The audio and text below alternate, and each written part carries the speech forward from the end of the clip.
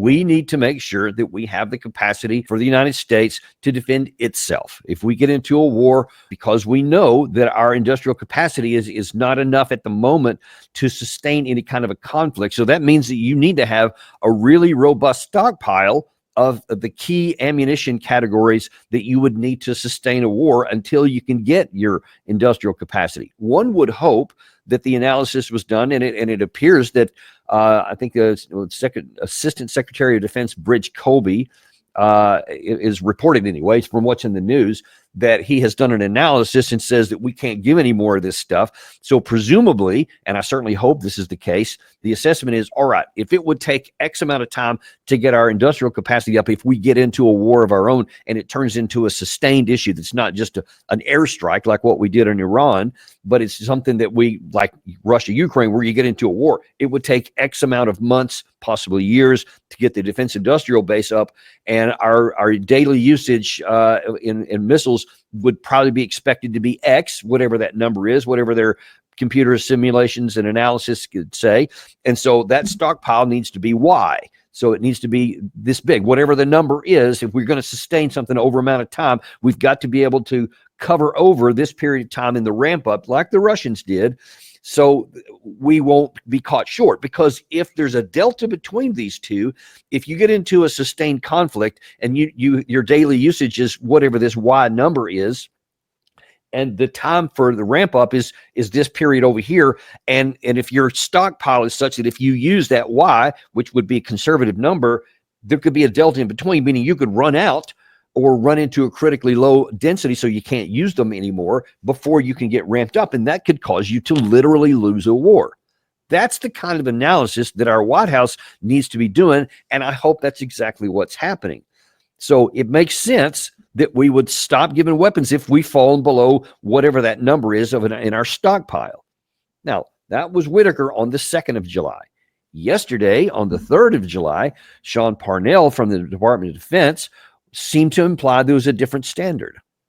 The Department of Defense continues to provide the president with robust options regarding military aid to Ukraine, consistent with his goal of bringing this tragic war to an end. And at the same time, the department is rigorously examining and adapting its approach towards achieving this objective, while also preserving U.S. military readiness and defense priorities that support the president's America First agenda. This capability review, and that's exactly what it is, it's a capability review, is being conducted to ensure U.S. military aid aligns with our defense priorities. And we will not be providing any updates to specific quantities or types of munitions being provided to Ukraine or the timelines associated with these transfers.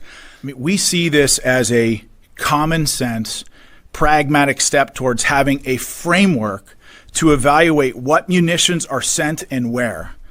But we want to be very clear about this last point. Let it be known that our military has everything that it needs to conduct any mission, anywhere, anytime, all around the world. We have the most lethal fighting force in the world. If you need further proof of that, look no further than Operation Midnight Hammer and the total obliteration of Iran's nuclear ambitions there. Okay, that is not reassuring. If this guy, if anybody pays attention to this and you understand how things work, that won't just make you roll your eyes. That'll make you kind of go, yeah, that's not good. Because in the span of that one soundbite there, he's kind of contradicted himself on the one hand, or just being kind of bizarre.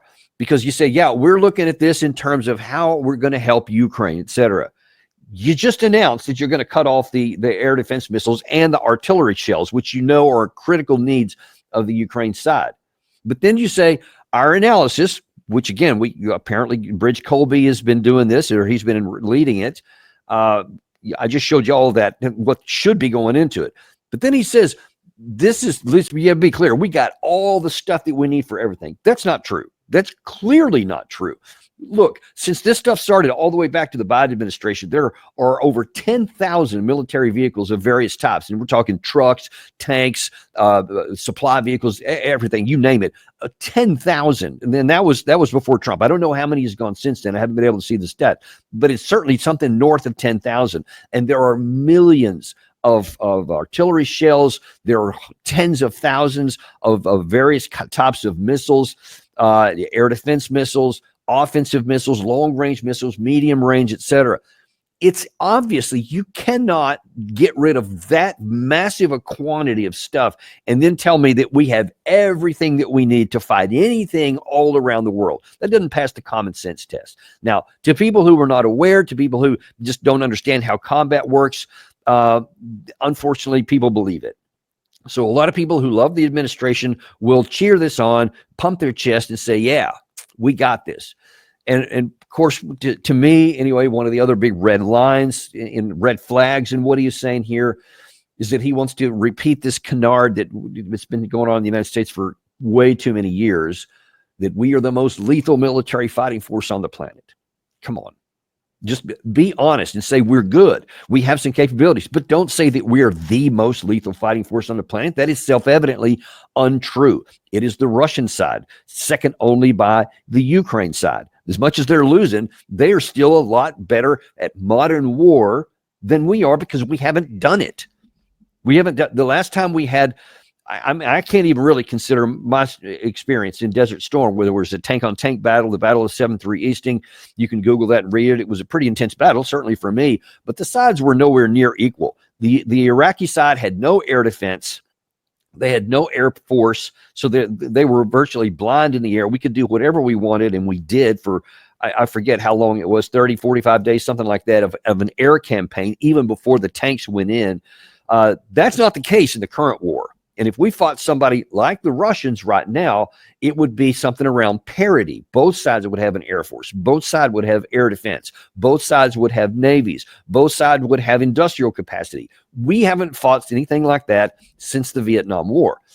And you might even go back to, say, the Korean War before that, definitely World War II.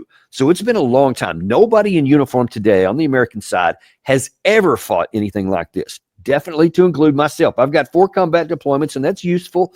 It's helpful, but only insofar as its experience is useful for something you do similar. But these kinds of conflicts are nothing like what we have done in our collective past over the last several decades, especially since 9/11. And that includes Desert Storm before 9/11. Operation Iraqi Freedom, where we went in with tanks and whatever and ground combat. Those were just, you can just say that those are archived in the past now. Those are history. You can't do those in the modern era against anybody who has drones, air power, air defense, etc. And the Russians do. So if you want to beat your chest, I guess you can, but it's unfortunately deceptive to the people who need to hear it, because people need to know the truth. It's not demeaning to tell people the truth, because that says, hey, let's be careful about where we go with our military here. Let's don't get into a fight where we're the underdog. Let's don't seek a fight where we're the underdog. And if you understand, okay, Russia has the experience. They've, through blood and pain over 3 years of the first 3 years of war, they really suffered a lot, but they learned a lot of lessons. And now they've made some real changes, and they are a formidable force. Recognize them for what they are, the truth. You can hate Putin if you want to. You can hate the Russian system. You can say that they're evil and all this stuff. That's not accurate, but if you want to go that way, I guess you can. But even if you do that, you have to be intellectually honest to recognizing the just plain truth.